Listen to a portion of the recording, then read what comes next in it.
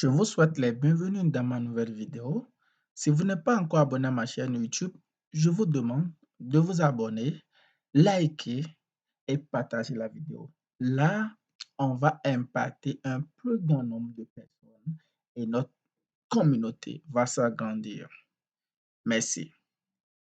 Aussi, pour ne pas rater d'autres vidéos, je vous recommande d'activer la cloche de notification, ce qui va vous permettre d'être notifié quand je vais faire d'autres vidéos. Cela va vraiment vous aider pour pouvoir apprendre de nouvelles choses dans le domaine du data science, du, du machine learning, comment faire du machine avec Python et du business intelligence. Parfait. Donc, dans cette vidéo, nous allons voir quelques fonctions importantes de Python, les fonctions qui sont très utilisées en entreprise. Aujourd'hui, il y a beaucoup de production de données textuelles. Donc, si vous êtes passionné par le traitement des données ou vous êtes passionné par le machine learning, parce que pour pouvoir faire le machine learning, il faut faire le pré-traitement des données, il faut transformer les données. Donc, c'est très important cette étape. Et on dit que, et ce qu'on remarque, le pré-traitement des données, l'étape du pré-traitement des données prend généralement 80% du temps. Quand on veut faire un modèle de machine learning, l'étape où il faut pré-traiter les données, c'est-à-dire on récupère les données, on les manipule, on va pouvoir voir les statistiques dans les données, pouvoir détecter les valeurs manquantes et aussi on les transforme pour que les algorithmes de machine learning puissent être vraiment efficaces. Cette étape prend généralement 80%. Et donc, c'est très important de savoir manipuler les données, de savoir transformer des données. Et moi, je vais vous apprendre dans cette vidéo comment transformer les données textuelles avec Python. Donc, quelques fonctions très importantes, très utilisées dans le monde professionnel qui vont vous aider à faire des tâches très complexes facilement, surtout si vous êtes intéressé par le test mining, c'est-à-dire euh, si vous voulez euh, tirer des connaissances dans les données textuelles, ça va vraiment vous aider. Et aussi, si vous êtes ce qu'on appelle encore le traitement des langages naturels, c'est des tests écrits ou parlés. Si vous êtes vraiment intéressé par ces domaines-là, c'est très important de maîtriser comment les fonctions, parce que Python est très utilisé. Il y a beaucoup de librairies de Python qui sont utilisées dans ce domaine-là. Donc, et si vous maîtrisez ces fonctions que je voudrais vous montrer, vous serez très efficace. Et ce que je voudrais vous dire, la fonction, la dernière fonction est très capitale, c'est très utilisé. Et vous allez l'utiliser si vous voulez faire du pré-traitement des données. Vous allez toujours l'utiliser. Si vous voulez traiter, si vous voulez faire le pré-traitement des données textuelles, vous allez toujours utiliser cette fonction. Sinon, votre modèle ne sera pas efficace. Donc, restez jusqu'à la fin pour pouvoir découvrir cette fonction. Parfait. Donc, la première fonction que nous allons voir, c'est capitalize.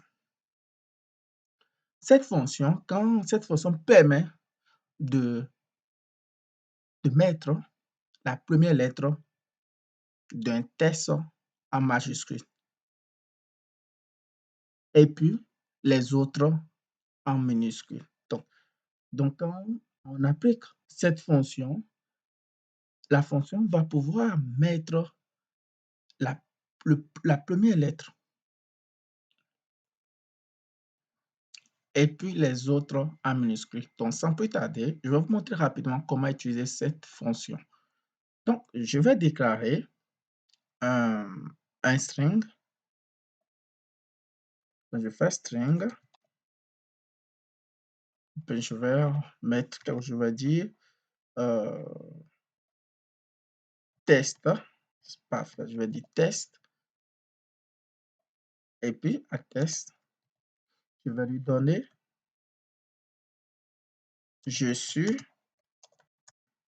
Jonas de Jafouine.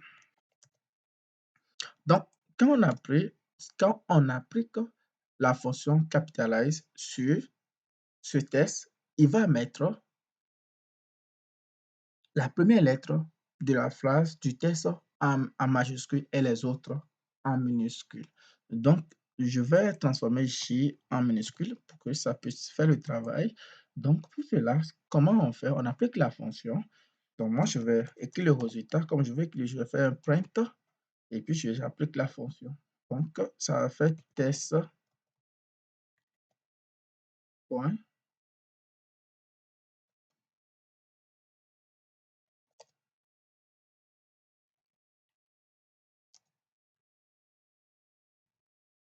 Donc, il met la première lettre en majuscule, les autres en minuscule. Vous voyez? Et qu'est-ce qui se passe si la première lettre est une lettre, est un nombre? Donc, nous allons découvrir ça ensemble. Donc, je vais redéclarer nos tests et, et puis je vais mettre 4, 4. Je vais mettre quelque chose ici, O, et puis je vais ajouter je suis Jésus-Christ comme toi. Et j'applique ma fonction capitalize sur ça. Donc, je fais un print pour pouvoir écrire la sortie. Ça fait test capitalize. Capitalize.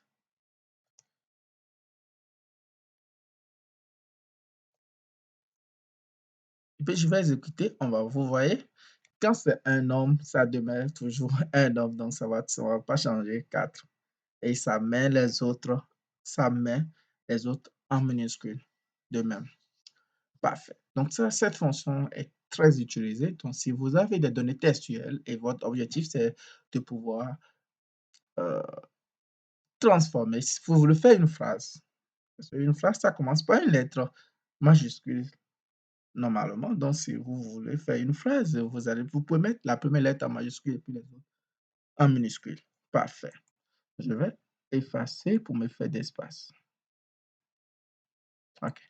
Donc, la seconde fonction que nous allons voir, c'est une fonction qui permet de nous dire un, est-ce que un test est vraiment un test? Est-ce que tous les caractères d'un test est un test? Oui.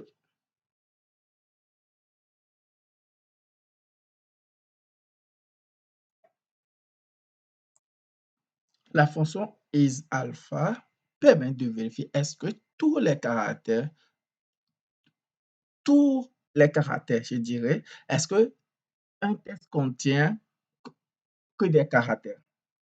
Donc, si votre rôle, c'est de vérifier est-ce qu'un test donné contient que des caractères? Est-ce qu'il y a des nombres dedans? Là, vous pouvez utiliser cette fonction. Ça permet de vérifier est-ce que le test que vous avez, est-ce que ça contient que des caractères? Ou bien est-ce que ça contient que des nombres? Quand il y aura un seul nombre dedans, cette fonction va retourner false.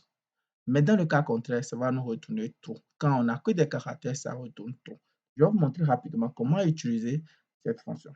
Donc, je vais déclarer un test et puis je vais mettre je suis Jonas of Jafouine.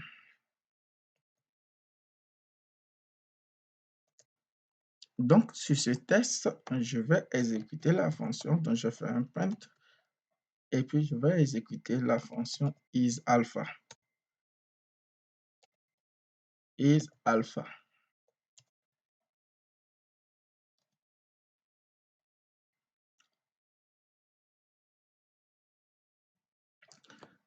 Exactement. Donc, ici, nous avons eu false. Vous voyez pourquoi? Parce que ce test ne contient pas que des caractères, ça contient des espaces.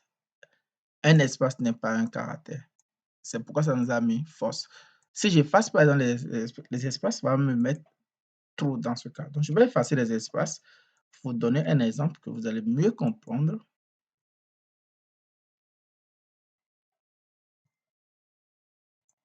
Vous voyez, là, ça met trop. Vous voyez? Donc, dans le cas où je mets par exemple un nombre ici, ça va me mettre un false parce que ce n'est pas un caractère. Un nombre n'est pas un caractère. Parfait. Donc, la fonction isAlpha est très utile si vous voulez vérifier, par exemple, est-ce qu'un test contient que des caractères. C'est très important parce qu'il y a des cas où on veut utiliser que des caractères. On ne veut pas avoir des nombres, on ne veut pas avoir d'autres caractères comme espace.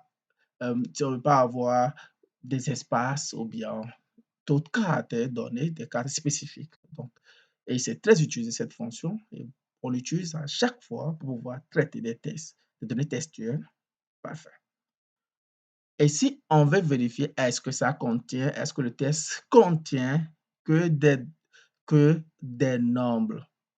Dans ce cas, je vais déclarer, on utilise la fonction isNumeric. Donc, je prends par exemple, je prends un test que je vais nommer. Donc, on va vérifier est-ce que ce test contient que des nombres dans ce cas. Et pour pouvoir vérifier, je vais faire un print et puis je fais un test.isNumeric.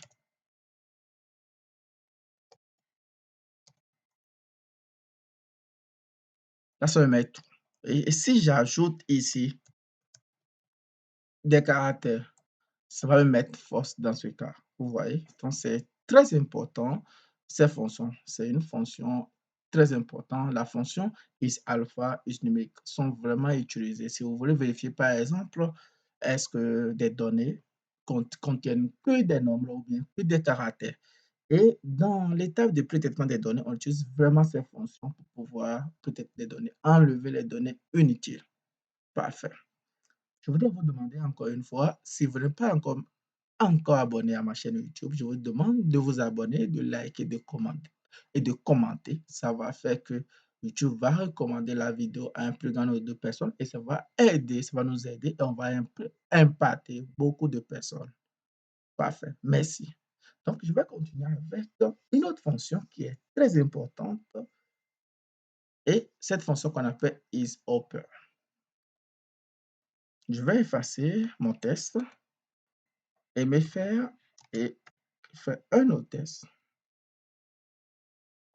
Donc, isHopper, ça permet de pouvoir, si par exemple, on a un test, on va vérifier est-ce que le test est en majuscule. Dans le cas où c'est en majuscule, ça va nous donner true. Mais si ce n'est pas en majuscule, ça va nous donner false. Parfait. Donc, je vais mettre par exemple,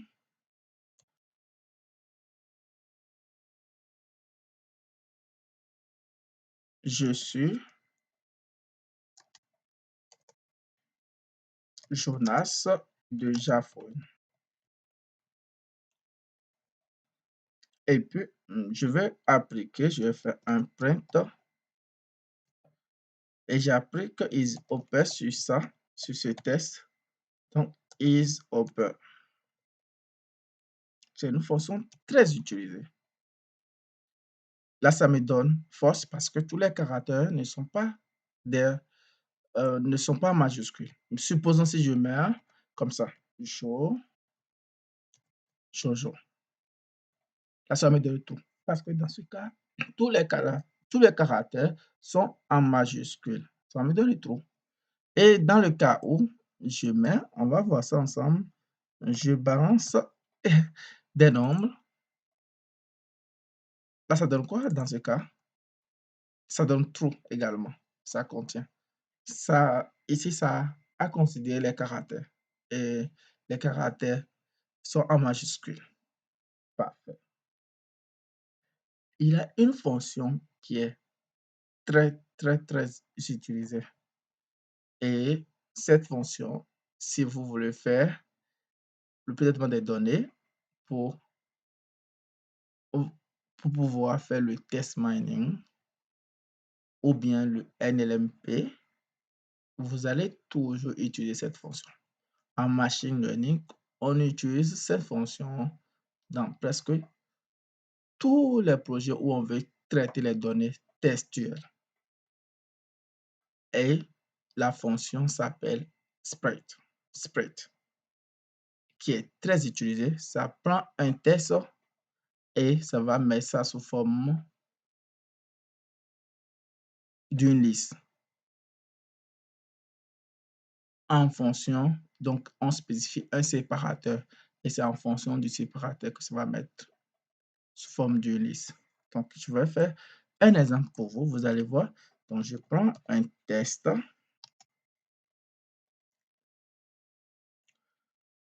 Donc, dans ce test, je dis je suis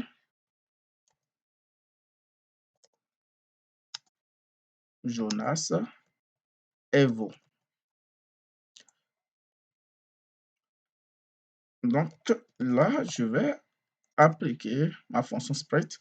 Je fais un test.sprite.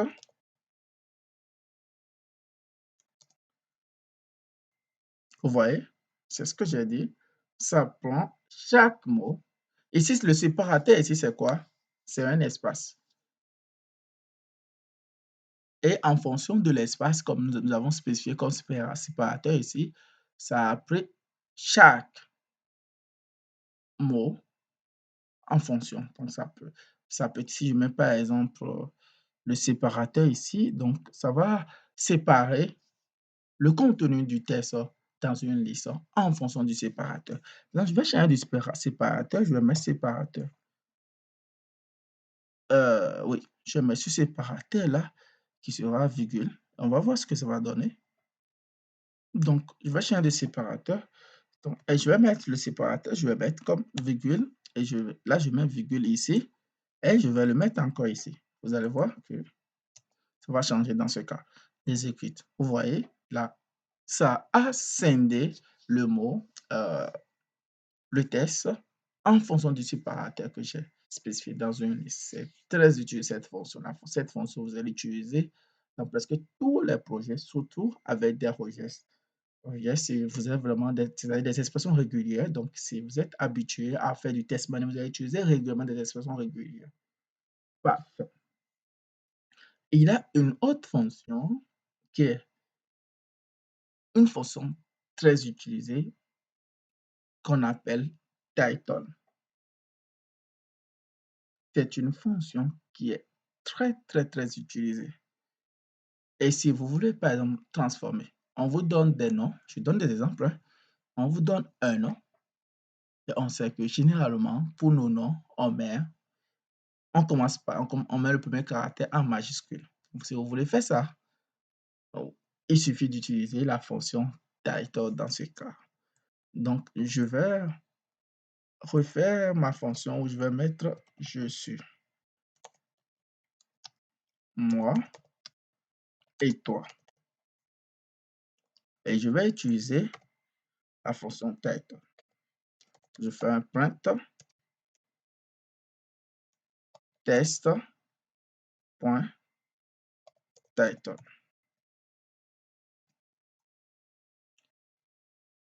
Je suis, moi et toi. Vous voyez, ça a mis le premier caractère de chaque mot en majuscule. Et généralement, si par exemple, je veux mettre par exemple Jonas, je mets Jonas, Jésutin, Élie, par exemple. Et j'exécute, vous allez voir, ça a mis le premier caractère de chaque mot en majuscule. Donc, c'est très utilisé, cette fonction. Et si vous voulez transformer des données, l'objectif, c'est de pouvoir transformer les données. Il a une fonction que vous utilisez beaucoup, que je vais vous le dire. Cette fonction s'appelle replace. C'est une fonction qui est très utilisée. Si par exemple, on veut traiter un test et on dit on veut remplacer une phrase ou bien un mot par un autre mot. Ça, on trouve par exemple le mot euh, faire quelque chose ou bien le mot manger. On va le remplacer par euh, il mange ou bien quelque chose de spécial. Vous voyez? Dans ce cas-là, il suffit d'utiliser la fonction replace. Et comment la fonction replace fonctionne? Donc, je vais faire un test et je vais mettre je mange de la mangue. Je mange de la banane. De la banane, oui, de la banane. Banane. Donc, c'est quoi l'objectif ici? C'est de pouvoir remplacer banane par riz. Par riz. Donc, je mange. Donc, on va remplacer banane par. Je vais chercher un mot un peu spécial qui représente la banane. Donc, un fruit. Quelque chose qui représente banane et qui est un fruit féminin. Là. Donc, je vais utiliser quelque chose de spécial. Je peux dire la mangue. Oui, la mangue. La mangue est très bien. Donc, la mangue. Je vais choisir la mangue. Parfait. Donc, pour cela, donc, il suffit d'utiliser. Donc, je vais faire un print.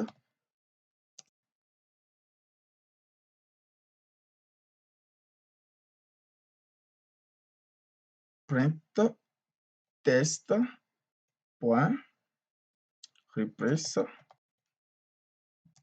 Et ici, on veut remplacer premièrement banane par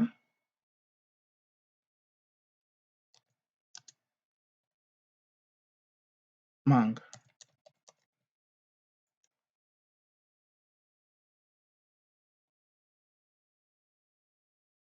Et si j'exécute, je manque de la mangue. Vous voyez, il a il a une différence. On appuie ce test, on l'a transformé. Et si je veux, je peux remplacer banane par, ou bien je veux remplacer de la par mangue. Ça n'aura pas de sens là, mais ça n'a pas de sens, tu vois, ça n'a pas vraiment de sens dans ce cas. Mais ce que je voudrais vous montrer, c'est de vous montrer qu'avec Replace, on peut remplacer n'importe quelle phrase, n'importe quel contenu par un autre contenu. Et c'est très utilisé. Très utilisé. Vous voulez vraiment traiter les données textuelles, si vous voulez faire peut-être moins enlever les données inutiles pour rendre vraiment, pour avoir des données de qualité. Parfait. Il a une dernière fonction qui est très utilisée et vous allez l'utiliser à chaque fois. Si vous ne l'utilisez pas, surtout dans le test mining, vous n'allez pas avoir des résultats pertinents. Si vous voulez faire du test mining efficacement, il faut toujours enlever des espaces. Ça ne sert à rien d'avoir des espaces dans un test. Un espace ne suffit à rien. Mais on veut avoir vraiment, on veut utiliser des mots significatifs.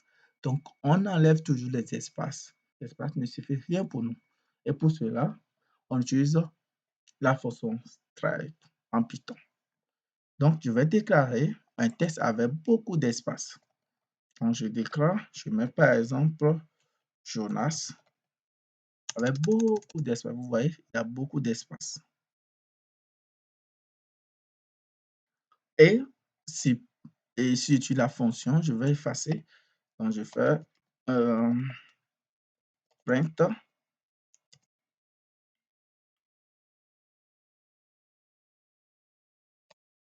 test.strike.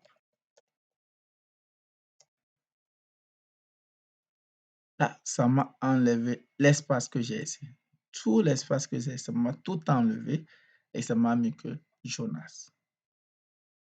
C'est très utilisé. Cette fonction, vous allez beaucoup l'utiliser dans la vie professionnel dans tous les projets du traitement du test ou bien dans tous les projets du transformation des données textuelles, vous allez l'utiliser à chaque fois parce que les espaces ne servent à rien.